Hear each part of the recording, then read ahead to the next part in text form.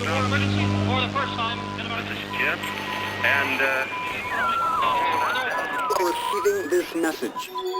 We are Ken Jennings and John Roderick. We speak to you from our present, which we can only assume is your distant past, the turbulent time that was the early 21st century. Fearing the great cataclysm that will surely befall our civilization, we began this monumental reference of strange and obscure human knowledge. These recordings represent our attempt to compile and preserve wonders and esoterica that would otherwise be lost. So whether you're listening from an advanced civilization or have just reinvented the technology to decrypt our transmissions, this is our legacy to you. This is our time capsule. This is the Omnibus.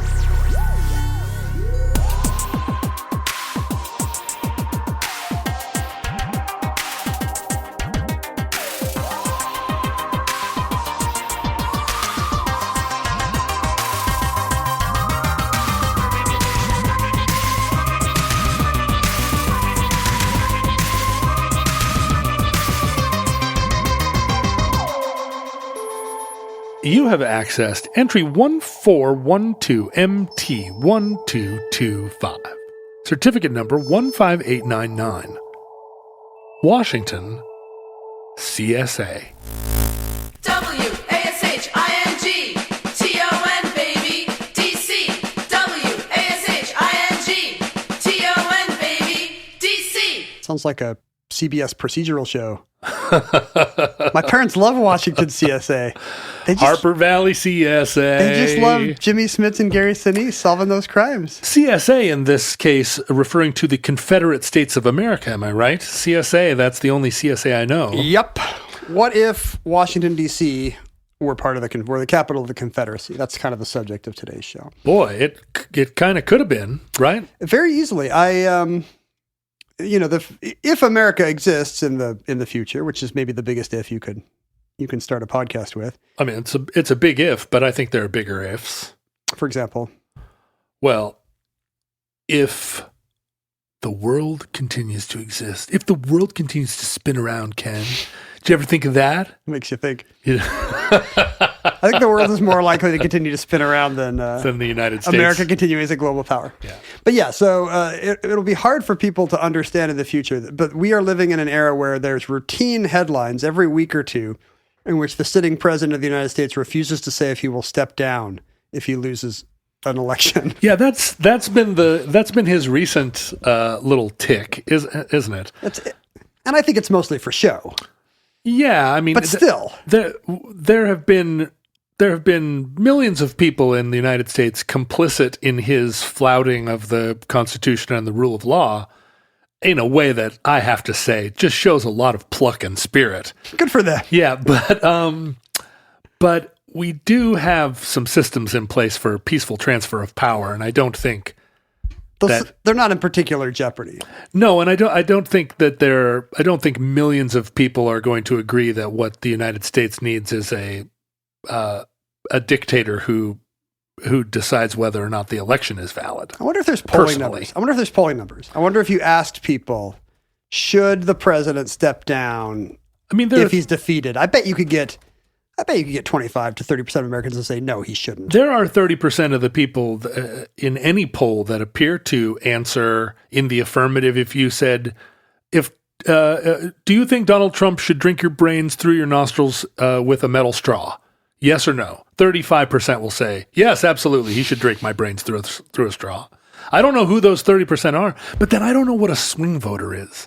Like, who are the apparently millions of people that right now can't decide who they're going to vote for? They're still waiting to read the article that convinces them. Or even more unlikely sounding, the ones who were totally swayed by Trump in 2016, but are now back to being comfortable Biden dads. Right? Like, they exist. Can you imagine? They exist. Hey, he had some good ideas in 2016, but now I feel like, there are plenty of people that support the cops, right? And they're going to support the cops. They're going to support the military, sort of irrespective of other feelings about issues. But if the cops are against moms, are you really going to pick? They also support moms. So what are you going to do? It's going to be like the Star Trek computer that goes crazy, does not compute. Beep, beep, beep, beep, beep. I like cops. I like moms. Meep, meep, meep, meep. I mean, from where I'm coming from, moms are going to win every time. Well, But sure. there are going to be plenty of people that are like, cops are. How are you going to have moms without cops? Is what they're going to say. And I'm going to say, how do you have cops without moms? I think it's quite possible to have moms without cops. I have a mom, and I don't have a cop. All right. Some people have two moms, and those people rarely They have don't two have two cops. cops. That's a. I mean, unless they're being raised by two lesbian cops, and I'm sure that's a thing. It absolutely is a thing. In fact, I have a subscription to a magazine about it. It's just not a good look in a democracy to have the head of the executive branch saying he's not sure. He hasn't decided if he's going to respect the election. That's the kind of thing you hear more often from generalissimos. And, Yeah. I mean, if you want to go through the last 4 years and take out just the ones that are really bad looks for democracies, it also would be a magazine subscription. It's, but the 1860 election was kind of a crazy powder keg of a kind that, was maybe the last one of those in American history. Where it was like the country could break up over this. Yeah, and there were a few of those. There were literally some crazy. There were, I guess, 1876. There were a series of odd 19th century elections where stuff happened that would just leave your jaw on the ground if it happened today. Elections being decided in the House of Representatives and so forth.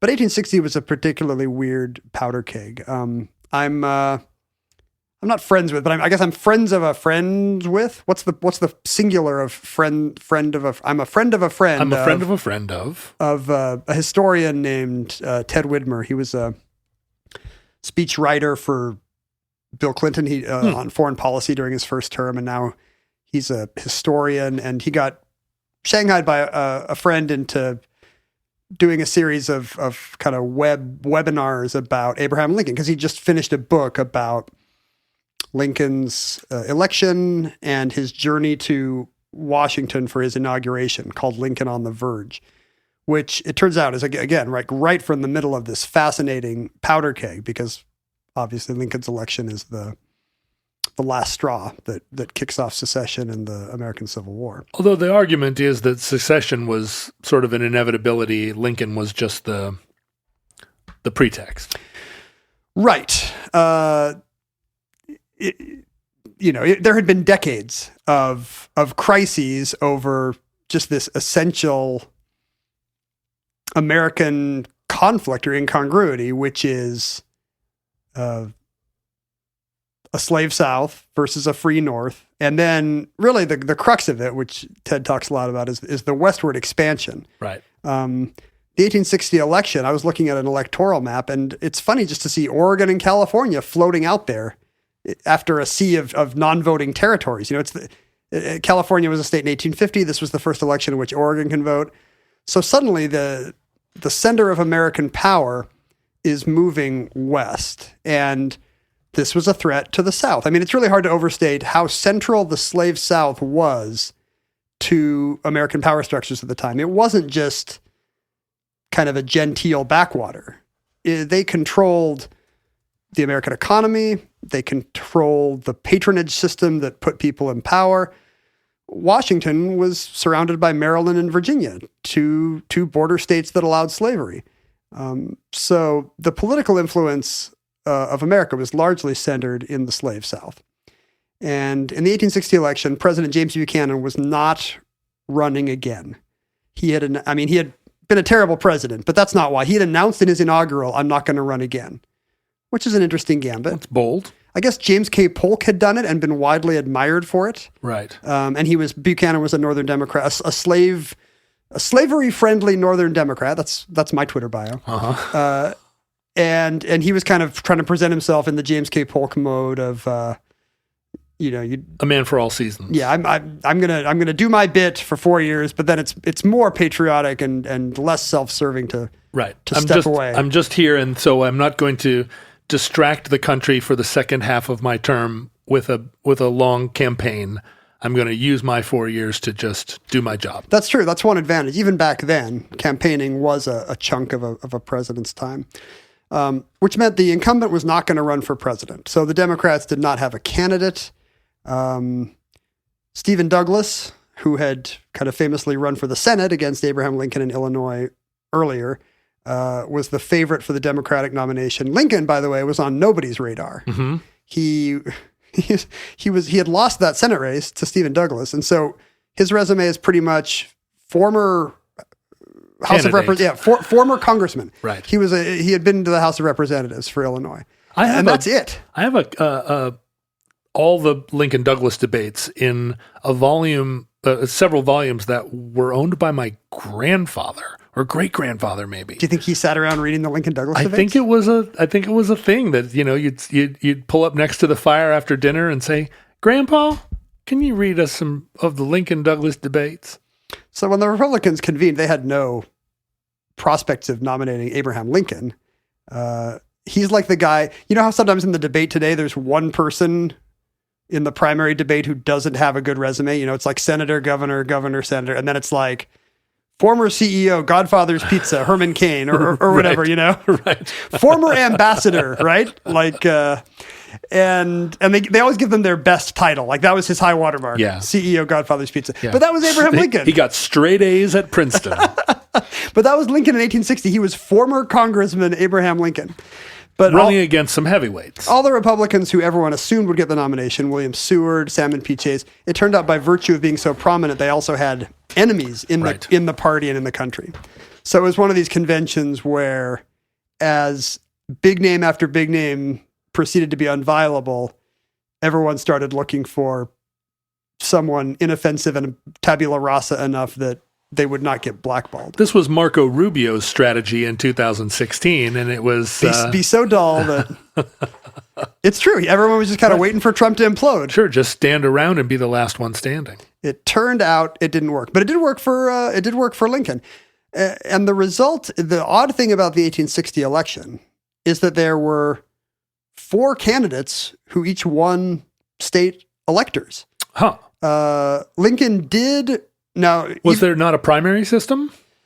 There was, but it was a turbulent time. Mm-hmm. The Democrats convened in Baltimore to nominate... in China? Chad? No, I'm right. It was Baltimore. The first convention. So the Democrats tried to convene in Baltimore to nominate their candidate and immediately got bogged down about whether it should be kind of a northern moderate like Stephen Douglas or whether it should be a pro-slavery Southern fire eater, as they called their virulently slave-friendly senators. Right. Take it to the hoop was their mentality. They were literally fire eaters from circuses. They swallowed swords. They handled snakes. And as a result, the South walked out of the convention. And so the Democrats were left holding a northern convention in... Oh, no, I think it was Charleston. I think the first one was in Charleston. Then after that failed, the Southerners reconvened in Richmond. The Northerners reconvened in Baltimore. And the Northern Democrats nominated Stephen Douglas, while the Southern Democrats nominated James Buchanan's vice president, John Breckinridge.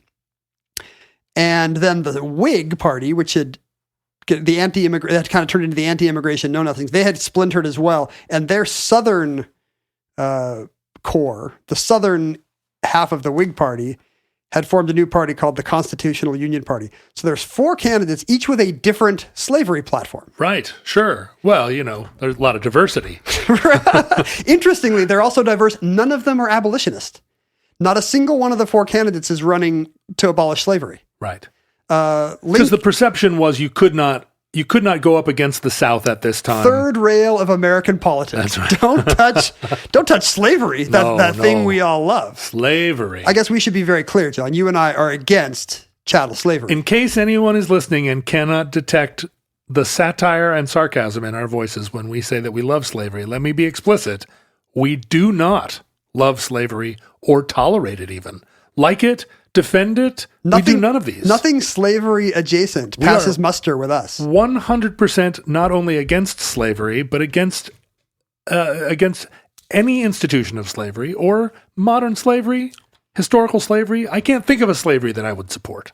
Unfortunately, all your major political parties... Sex slavery. In 1860. Is that your exception, or is that... I mean consensual sex slavery. It's not really slavery then, is it? Well, it's like, I don't know, role playing. If anybody's saying master, I guess. Yeah, I mean, it's like I'm against when Barbara Eden said master on I Dream of Jeannie. That's how can't uncomfortable I am. That's one of the best versions of I know it's your ringtone.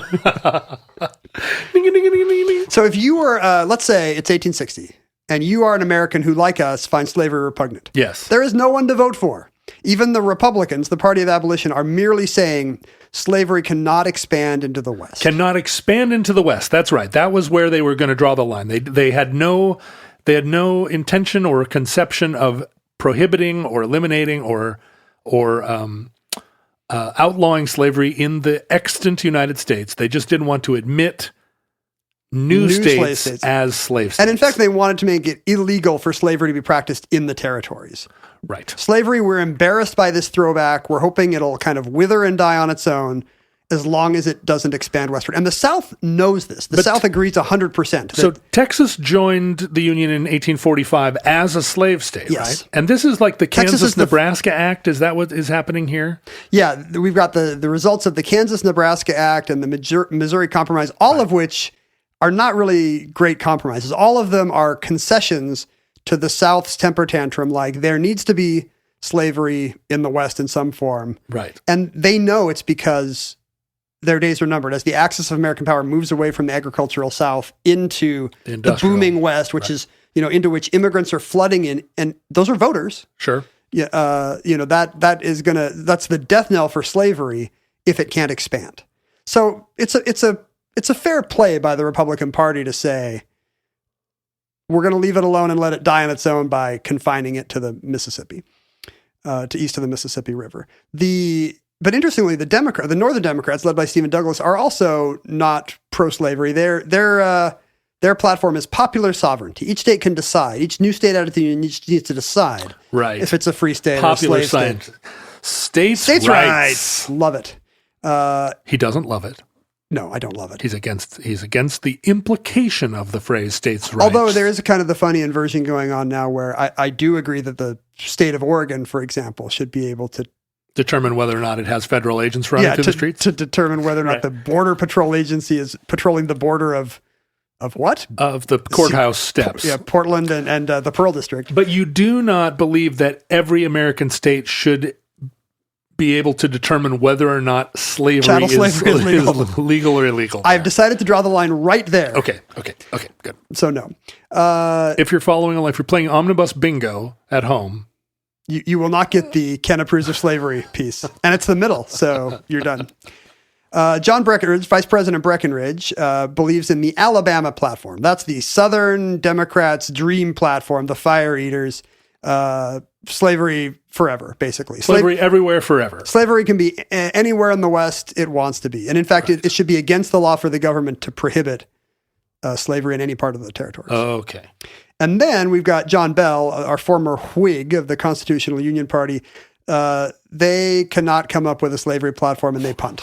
Really? Slavery is not a plank in their platform. Really? They are neutral on slavery. They're just gonna ignore it. And that's kind of an interesting way to go. Their take is secession is bad. So they're anti-secession. Right. And that turns out to be, I think that's kind of a ploy for voters because John Bell wins all the border states, which is more worried about secession than it is about than it is invested in any particular outcome on abolition. Interesting. So if you look at this electoral map, it's super interesting. Stephen Douglas, who we think of as, Lincoln's rival and the Democrats, he's the nominee of the incumbent party. He wins a single state, Missouri.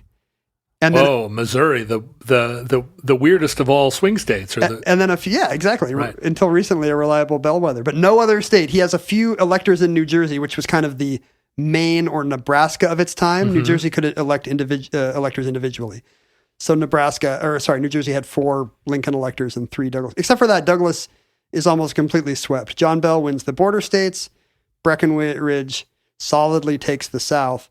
Lincoln does have enough electoral votes to win even against the united opposition. So Breckinridge's all slavery all the time policy sweeps the South, Texas to Georgia. So they are in that voting pattern are communicating to the rest of the nation, F you, we're going all in on this. We're not making any compromises. The South was ready to go, and they had won every staring match until then. The North had blinked on everything. Kansas, Nebraska, Missouri Compromise, everything. They had the heft to make it happen, but they knew that it was shaky because of the West. Like Lincoln won Oregon and California. Right.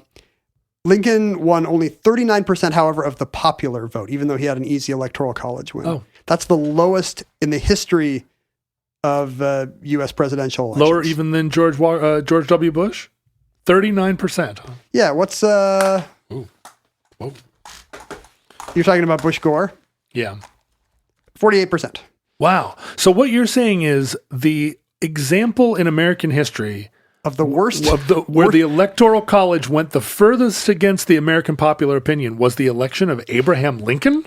It's, the fact that there are two additional candidates skews that. Yeah. But yes. Wow. The candidate that the fewest Americans wanted to vote for, or the smallest percentage of Americans wanted to vote for. If you were going to make a case that the Electoral College did not reflect the will of the people, your Exhibit A would be Abraham Lincoln. Except that the Electoral College gave us Abraham Lincoln. Right. So Yeah.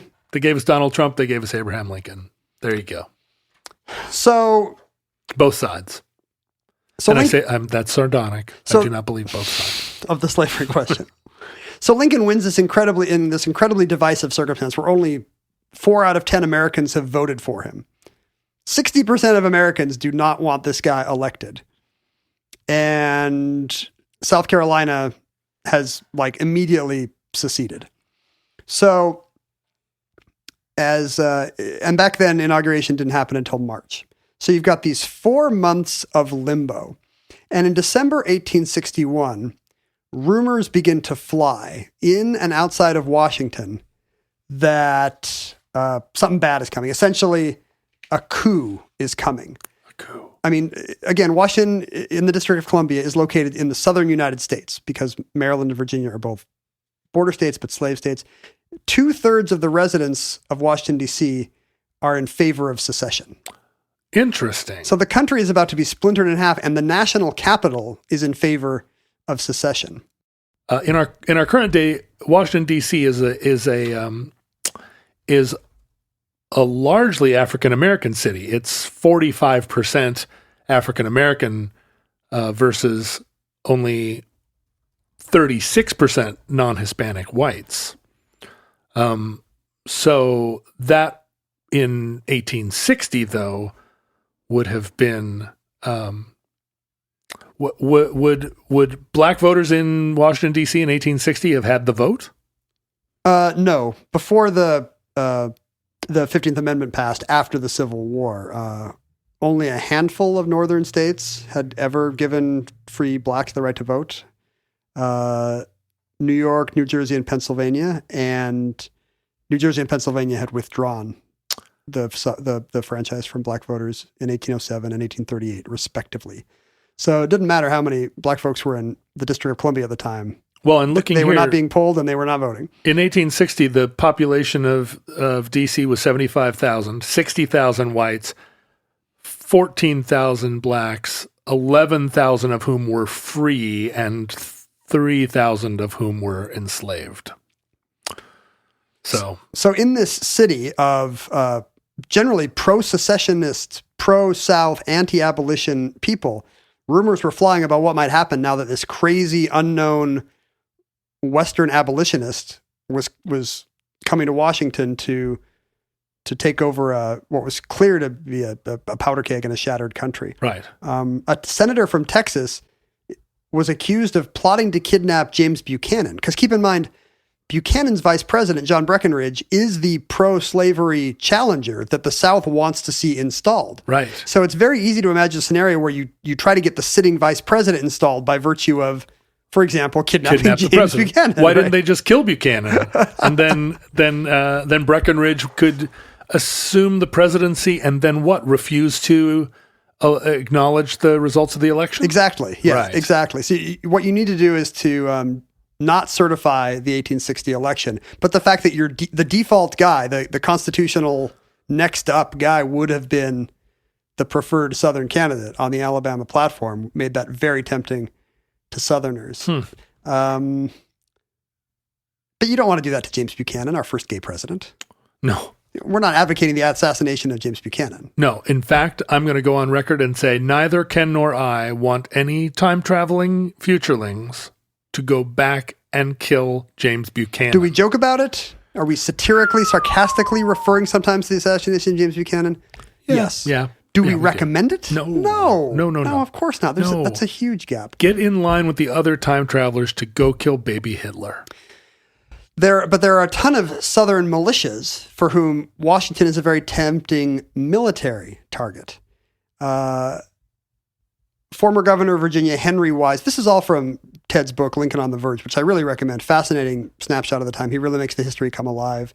In his view, he takes a very kind of heroic view of Lincoln as a great writer, great thinker, guy in the right place at the right time. And I think he takes some hits for that in academia, where it's not fashionable to say that a clearly great guy is a great guy. No. That's not an interesting or counterintuitive take. You want to have a take where it turns out that Lincoln was a child molester or a Mason or an UFO. Right. Yeah. But he is bravely pro-Lincoln, and it's a very good book.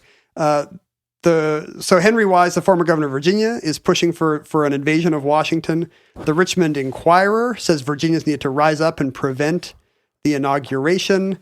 Even pro-slavery newspapers in the North, like in New York, say that Southerners need to save the Republic of Washington from the taint of, this is a new word to me, N-wordism. They did not write N-wordism, but I'm not familiar with the noun form. But that's what they would call abolition in pro-slavery circles. Okay. Isn't that awful? Yeah. And to physically expel Lincoln and his free N-word horde from the federal district. So the starkest possible language. And people are openly bragging that it would be easy to raise hundreds of thousands of people and to just absorb the District of Columbia into Maryland or Virginia. The same kind of thing Lindsey Graham is saying today. So the premise was that dissolving the Union was the greatest evil. And it would be much easier to stage a coup d'etat for the South to just take over the existing government. Even though there was contemporaneous with this a burgeoning movement in the South to just leave the United States and form their own nation. Sure, but they thought they could forestall all that if you could just keep Lincoln from taking power. The governor of Maryland addresses his people in January 1861 saying that they should not take part in these violent schemes to seize the federal capital and the public archives. William Seward heard rumors. Henry Adams wrote that among the planners of the coup were members of the Buchanan cabinet. Okay. So it's one of these born identity, this goes all the way to the top conspiracies. And you can see why the South would prefer this to secession. You would get the capital. Yeah. You would get the American flag. The imprimatur of... You would get the mint and the Library of Congress. You'd get every treaty and seal and map and symbol. And you would be able to say, we're now the United States. We can prove it. It's on the flag. Right. It's Maine and Connecticut that are the outliers. All those people up there in Massachusetts. The Capitol was currently being renovated by, you've seen the pictures during the Civil War. The Capitol Dome is all with scaffolding half on it. There. Yeah. The renovation was being overseen by a Mississippi senator named Jefferson Davis. Oh, heard of him. Who was very aware of the importance of national symbols. And so did he put swastikas all in all the grout as he was restoring? There's little tiny statues of Nathan Bedford Forrest, even though he hadn't done anything yet. And so he had his eye on, as the guy overseeing the Capitol, he's obviously thinking, instead of seceding and governing from Montgomery, Alabama, the White House would be a lot really nicer. It looks like a house in Montgomery, Alabama, actually. His wife, that's right. His wife, Verena, is on record as telling friends in New York that she hoped they would visit her there after her husband took over the White House in the spring. So there's accounts of Verena Davis already telling people, yeah, we'll be in the White House come.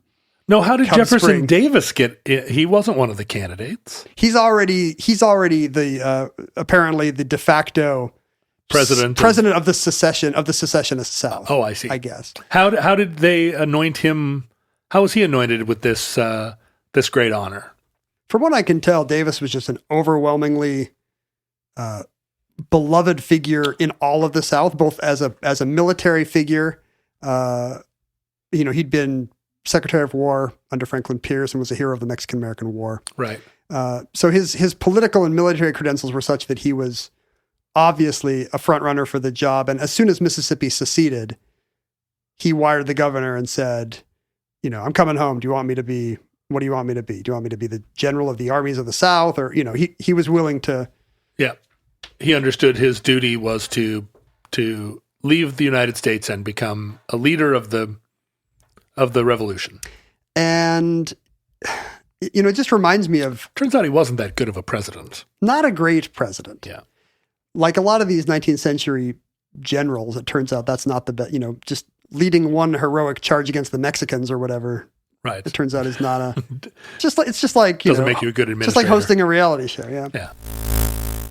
Ken, we've been talking for a while about having more merchandise available for futurelings. We have had really good intentions about that, I would say, for years. And a lot of futurelings want to rep the show. They want to be out there in their own communities saying, omnibus, yo, omnibus. And we've been forcing them to make their own T-shirts and hats. They have to put signs on their backs that say omnibus, ask me how. That's right. They spray paint omnibus on their computer terminals or laptops, and their coworkers used to say, "What's that mean?"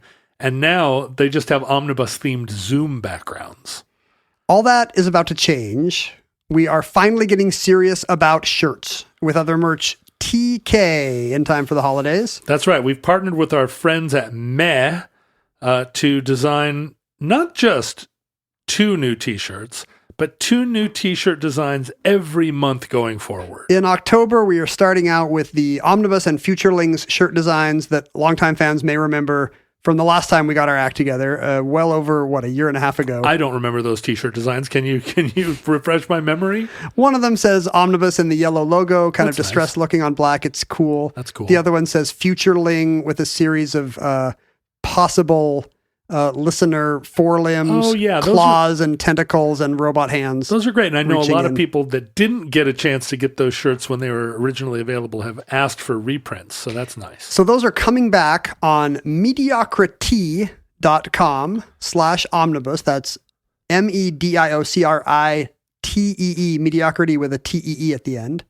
Courtesy of our friend Dave at Meh, who owns my styrofoam head and made us tell stories about our childhoods. So these new shirts, this first run of shirts will be available until November 1st, at which point a new run of shirts will be available. So that's just in time for the holiday season. These are soft, high-quality shirts available in sizes small through triple XL for women, quadruple XL for men.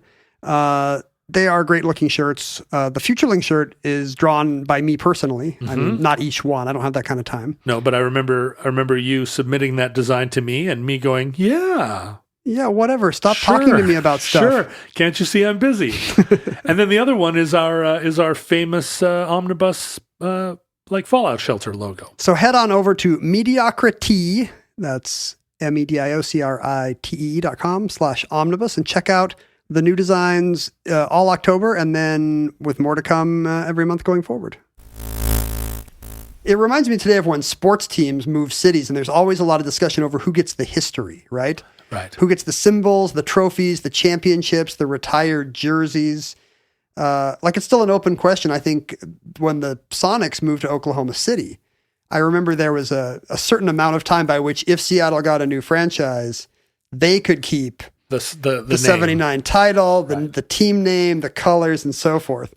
And now I think that, that all that stuff went into a dumpster, right? There was a twilight clause, and now I think Oklahoma City has all that stuff. And if Seattle were ever to be awarded an NBA franchise, there would have to be some kind of arrangement made with the Oklahoma City owners, joint own, because any new team here would be the Supersonics and would have green and yellow jerseys. Right. Can we just get our trophy back, please? So there would have to be some arrangement over, and the Thunder, of course, would want joint ownership of the 79 trophy and the retired, Jack Sikma jersey or whatever it is. And it's just like that with the Confederacy. They don't want to be the new expansion franchise out of Montgomery, Alabama. Right, of course not. Well, just the trade deals alone. Because I think, the South's strategy was that, they felt that that their relationship with England as a trade partner was so strong, so great that England couldn't exist without... England would choose them as the successor state. England needed the tobacco and the cotton,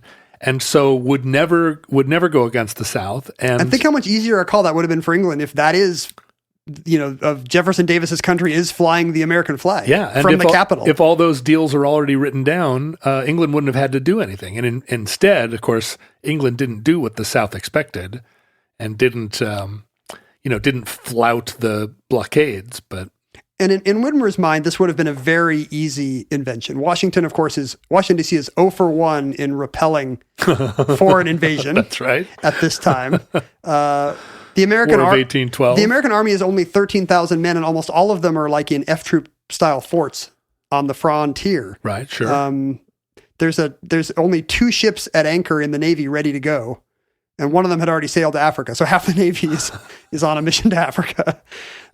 All told, Washington, D.C. has about 500 troops available to defend the whole city. Wow. And another 500 that could be called up. And of course, none of the loyalty to, it's impossible to say that any of these troops are loyal to Abraham Lincoln. No, right, of course. And all it would have taken is, you could get that many guys just standing around in Richmond to walk up the road. It would be so easy to raise an army of thousands of men in Northern Virginia and march on Washington. There were militias already organized that could have joined forces and done it. So what happened? This is great. The Columbian Army, where all the arms in Washington, D.C. were stored, was guarded by a grand total of 2 men. The armory. Yeah, the armory had 2 guards. A guy at the front door and a guy at the back door. And at the Navy Yard, they're worried that you could wade across the Potomac. They were worried about people just walking across and taking over the city. And so the plan would have been, make sure we just capture the city in early 61 before Lincoln could be inaugurated. Assemble Congress, expel the Northerners from Congress, get South Carolina back in the Union, and then, decertify Lincoln's election and make Jefferson Davis or John Breckinridge or whoever president of the new all slave all the time United States of America. So the idea was that there would be a schism in America, but rather than that the South secede, it would be that the North was expelled. You force the North to secede. So Lincoln would be leading a government in exile from Brooklyn, Vermont, Ohio, Springfield, Illinois, who knows where, and having to protest, no, we're actually the United States. Yeah, against all evidence to the contrary. It seems like it would have been a genius move for the Confederacy. You could even do it without militias, Whitmer points out, because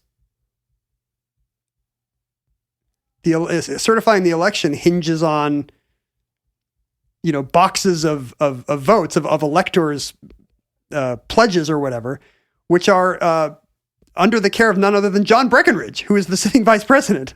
So, as vice president and president of the Senate, Breckinridge is the one who has the boxes. Right. He could just dump those Massachusetts boxes right in the Potomac. There's a ton of precedent in weird 19th century elections to just say, oh, there was a miscount. We actually, it happened to Andrew Jackson. Just start the horse trading and figure it out. You could also just assassinate Abraham Lincoln. And we're not in favor of this either. No. Please do not do that. Take the amount of antipathy I would have towards assassinating James Buchanan and at least double it. Yeah, maybe quadruple it. But especially amazing that Lincoln was not beloved by anyone. He had no impeccable reputation. He didn't have like a whole block of support. Even abolitionists weren't crazy about him. Like even Frederick Douglass was like, this guy's not anti-slavery enough. Right. He has no, he's like what do you call it? A bona fides. What's it called? Your the people who are behind you represent your constituency. He had no real constituency. Not just among the people, but among the power players, among the philosophers. So his life was seriously in danger. In December of 1860, the Chicago Tribune reported that $40,000 had been raised in New Orleans to hire assassins to kill Abraham Lincoln. Huh. That's just in the Chicago Tribune. Yeah, can you imagine just opening the Tribune? It's like, well, they're trying to kill the president-elect again. Yeah.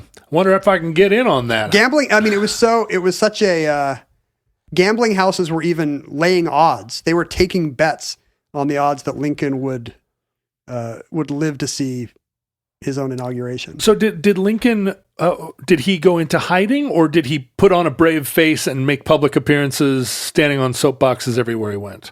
Did he put himself in harm's way, or did he kind of keep out of sight? People were worried for him. He had secretaries and assistants keeping him apprised of all this stuff, but he did not, he didn't duck the public eye.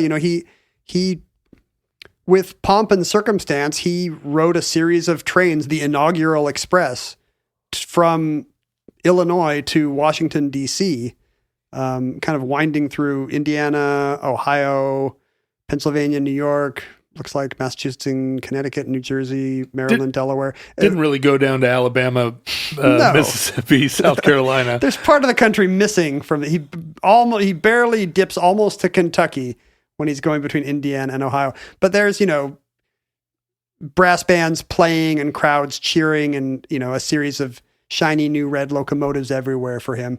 He did not duck the public eye.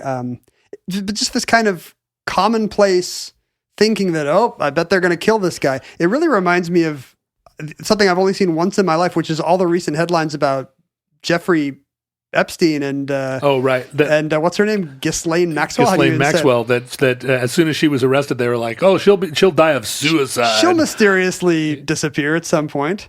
Everyone just kind of took it for granted that this was very easily going to happen. And you asked why nothing happened, and the answer is pretty much up to one person, Winfield Scott.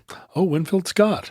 Winfield Scott was kind of the leading American military figure of the time, kind of a hero that everybody could get behind. I don't even know. We don't really have that, right?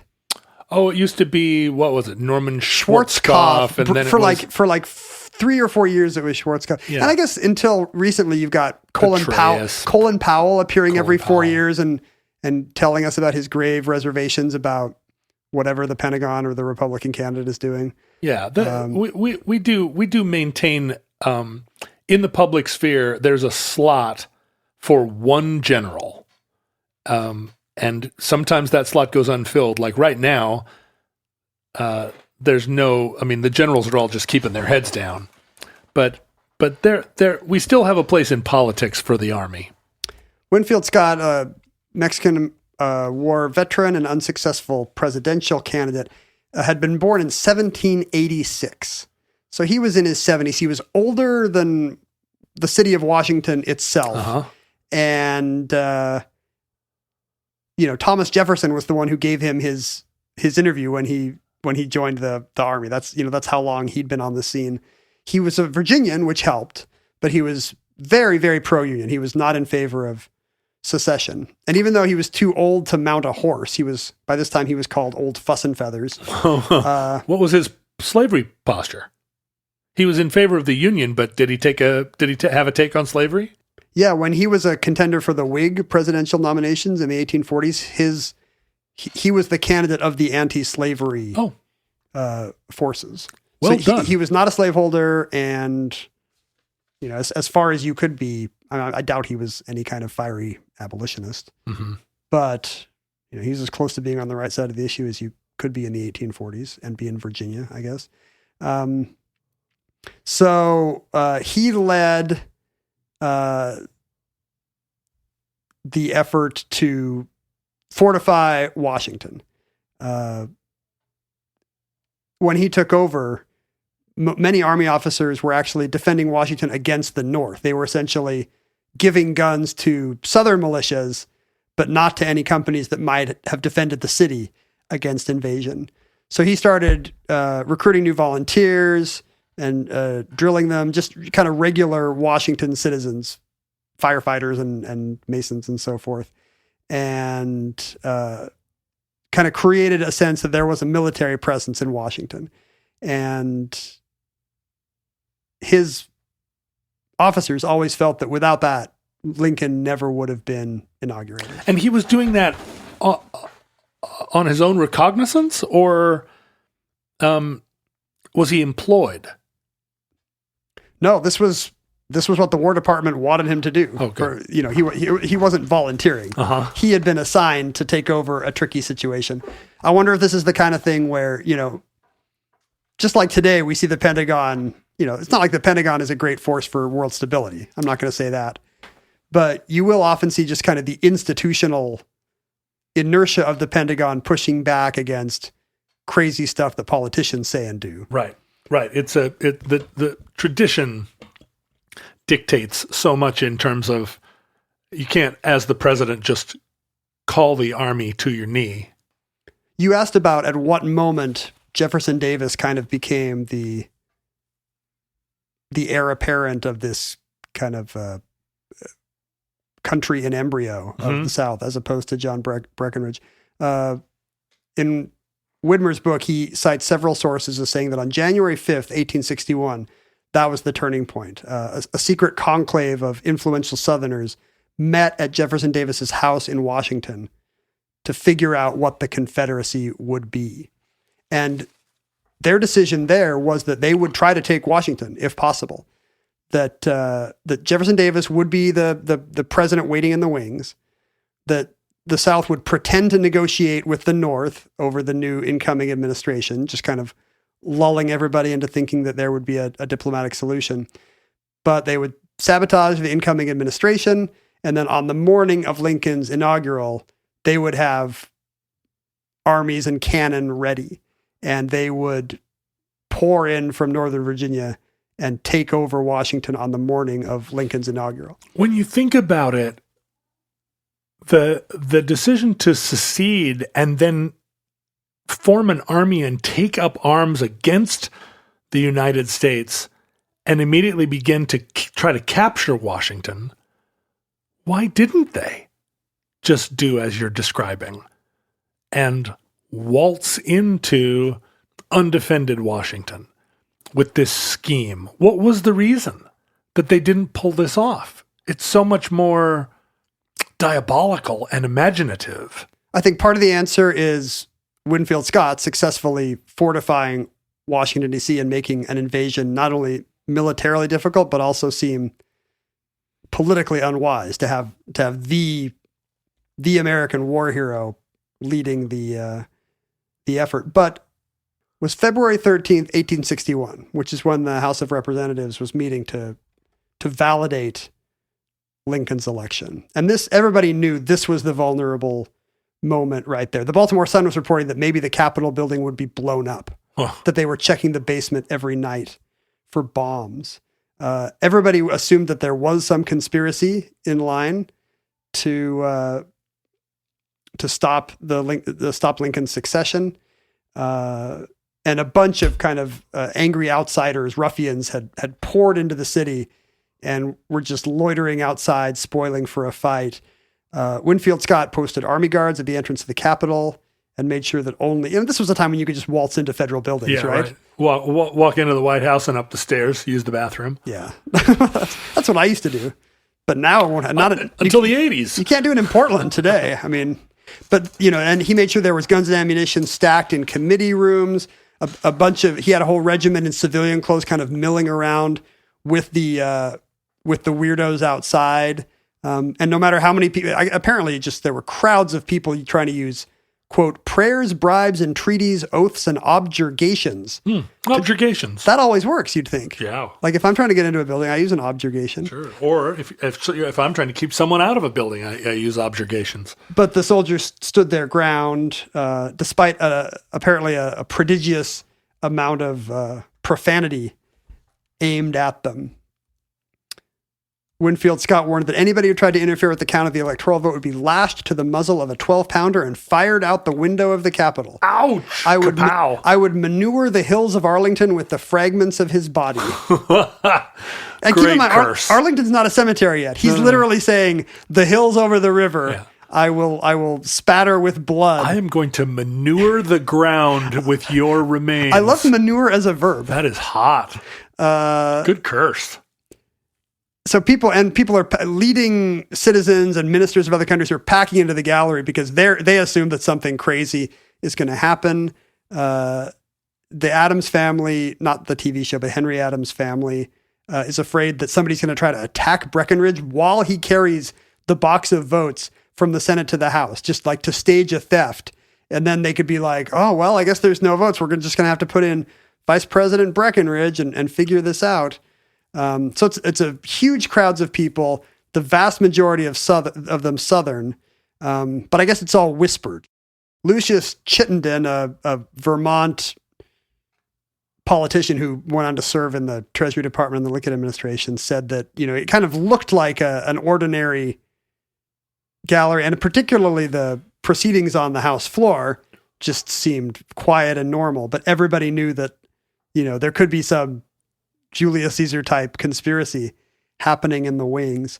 And you could see there were some signs of it. For example, during the prayer by the chaplain opening the proceedings, an angry Virginian senator stomped out and denounced the proceedings during the prayer. Wow. Come on. Hey, at least let the prayer conclude.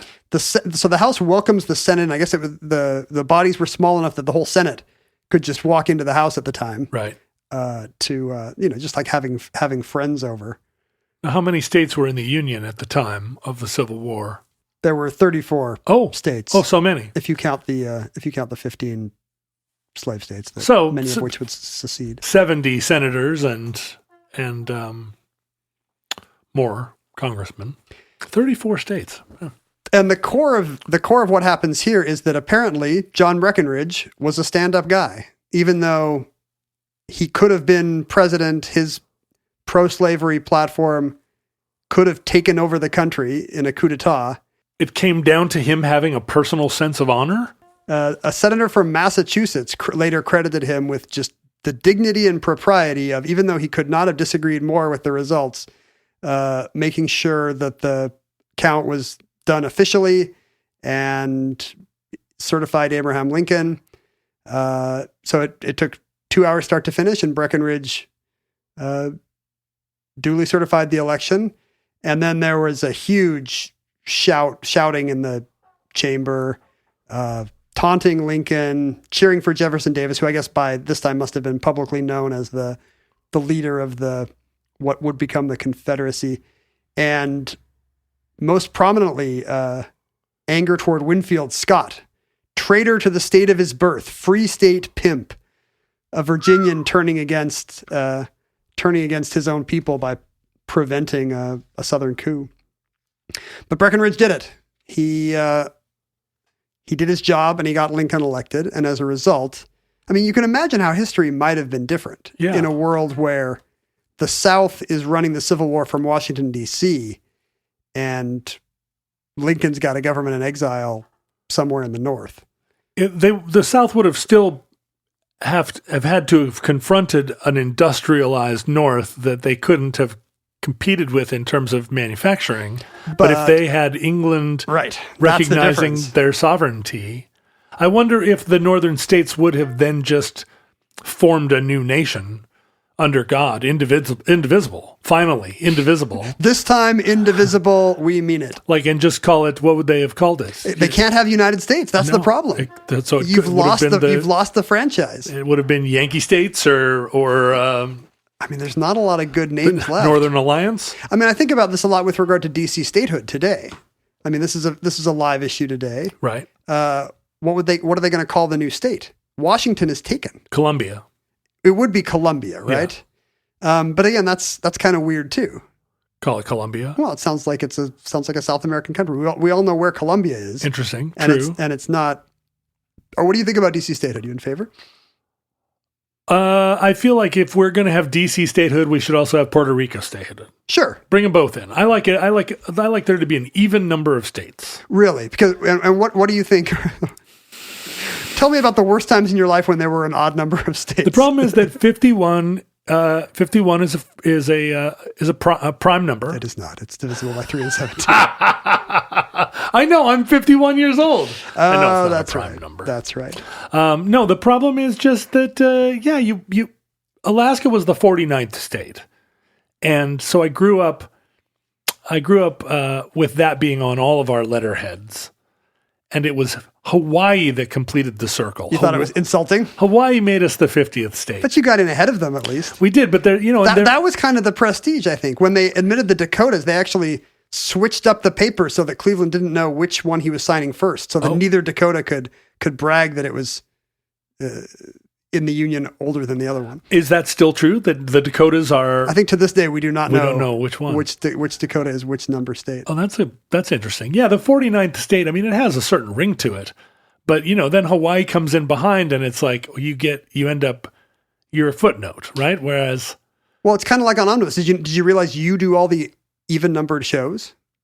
Oh, sure. Of course. Just last week, you recorded our 300th entry, and I will never get an anniversary show because I only do odd numbers. Well, but I'll never get a prime number show. That's true. I get all the primes. You get the primes. I get 69. You get 420. Yep. That's fair. It all evens out.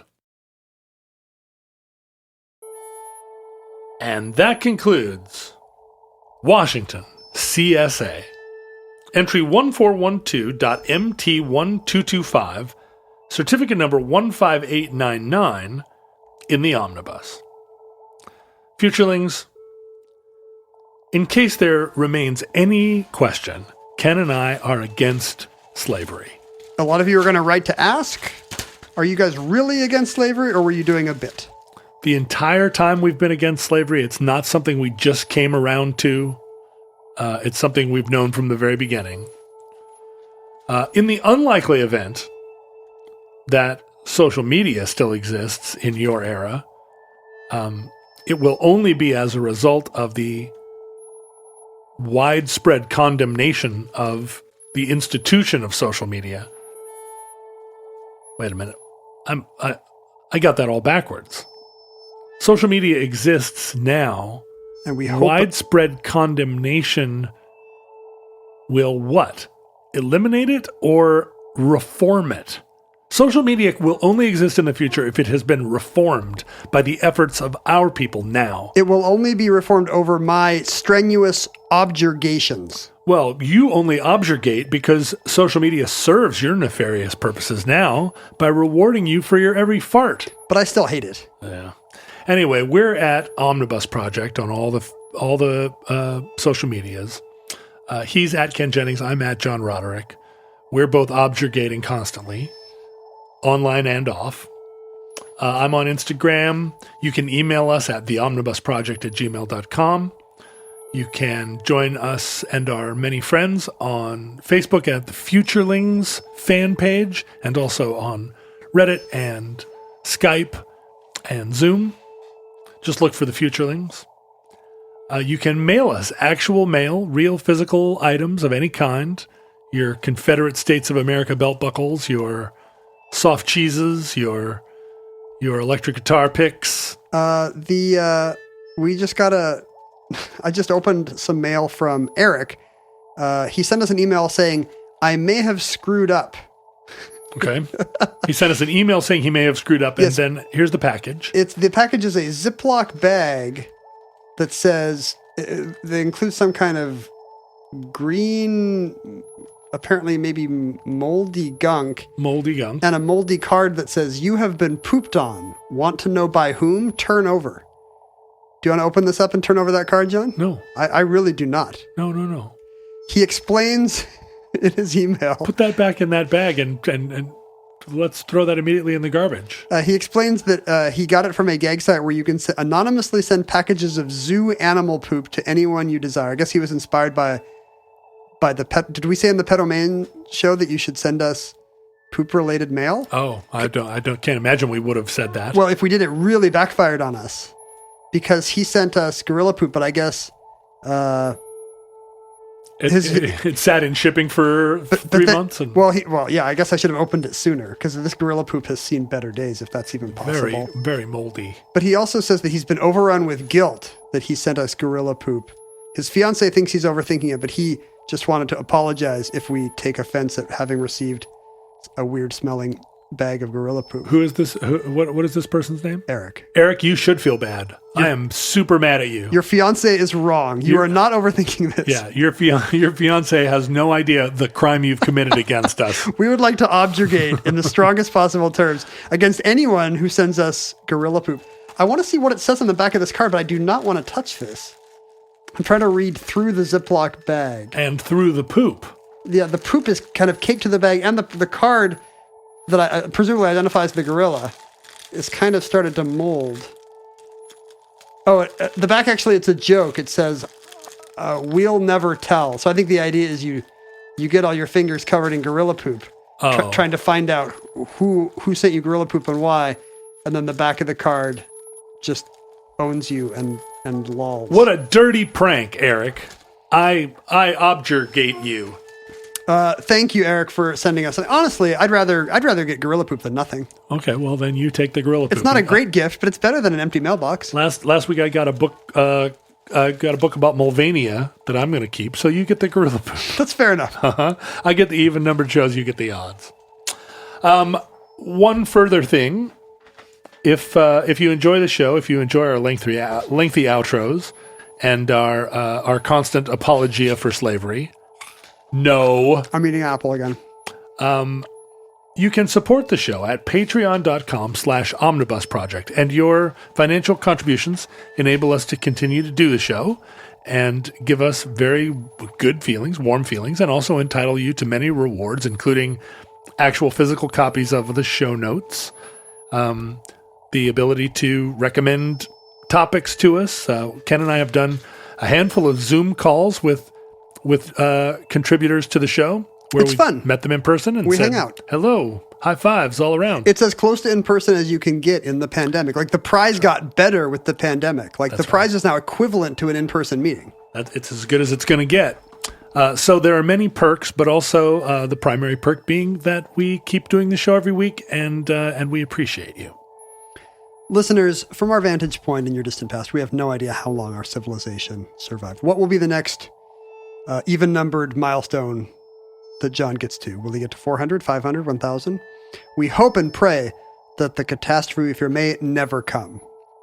But if the worst comes soon, this recording, like all our recordings, may be our final word. The end of the show could be us complaining about gorilla poop. And apologizing for slavery. Yeah, by the way, none of your donations will go to any organizations that are bad on issues of race or slavery. Nope. We would never do that. We wouldn't do it. All donations that we would make would be to the Southern Poverty Law Center or moral equivalent. Right. We would not. We might send gorilla poop to the Nazis. Not to the Southern Poverty Law Center. But to hate groups. To hate groups. Gorilla poop goes to hate groups, and reparations money goes into a pool. I'm going to write this down. Okay. I don't want to get this backwards. I don't want to accidentally send reparations money to the Proud Boys. No, you don't. I don't want the Boogaloo Boys or whatever their names are to be buying nicer vintage Hawaiian shirts. When Ken showed up at the house today, I have a collection of Hawaiian shirts, but I can't wear them out anymore because the Boogaloos have stolen my valor. But I wear them around the house. They're my around the house shirts. There can't be that many Boogaloos. It's not going to catch on. No, there's like 8 Boogaloos. No, it's the Hawaiian shirt will survive the Boogaloos, but I don't wear them out right now because there's a small cadre of female comedians in Los Angeles that I want to like me, and I don't want them to yell at me for wearing the wrong shirt out. Gorilla poop looks like just grass. It does. Gorillas just eat twigs, I guess. That's what it. Whenever I see a picture of a gorilla eating, it's always just eating ants off a twig or twigs off an ant. It is kind of chewing studiously on some kind of a blade of grass or twig. They're omnivores, right?